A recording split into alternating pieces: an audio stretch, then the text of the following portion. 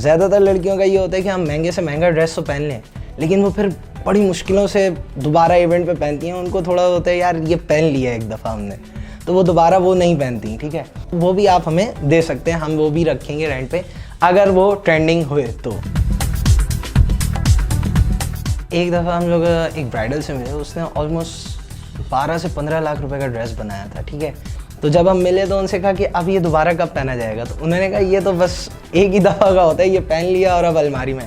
तो हमने उन्हें एक आइडिया दिया कि क्यों ना आप इससे इनकम जनरेट करके देखें। जब 12 लाख का लहंगा जब 1 लाख में जब गया तो उनको जो पैसे आए तो वो बड़ी खुश हुई। वो कहने लगी ये तो बड़ा मज़ेदार है, चलो मेरे पास 1-2 सूट और हैं। वलीमे का भी फिर उन्होंने हमें दिया और उसके बाद फिर अपने क्या नाम है ऐसे ऐसे मेहंदी के भी ये रखवाए।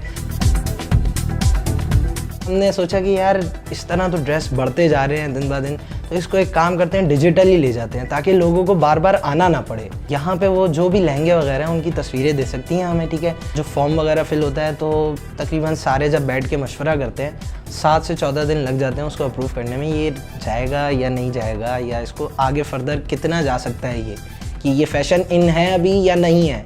अब जब वो आ जाते हैं हमारे पास तो फिर हम जब भी जो भी परसेंटेज उनसे अपना हिसाब किताब बनता है तो वो हम उस हिसाब से रेंट पे लगा देते हैं। जो भी ड्रेस का अपने कह लें कि एक्चुअल प्राइस है उसको देख के हम डिसाइड करते हैं क्या उनके पास परसेंटेज जाएगी, क्या अपने हमारे पास रुकेगी। हमारी जो मिनिमम ब्राइडल्स की रेंज है वो शुरू होती है 8 से।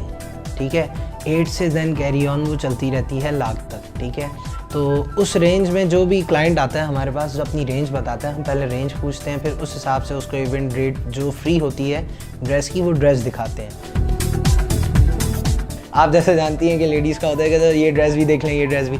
पार्टी वेयर भी ब्राइडल के साथ साथ देख सकते हैं, हमारे पास पार्टी वेयर भी हैं और सेमी फॉर्मल भी है।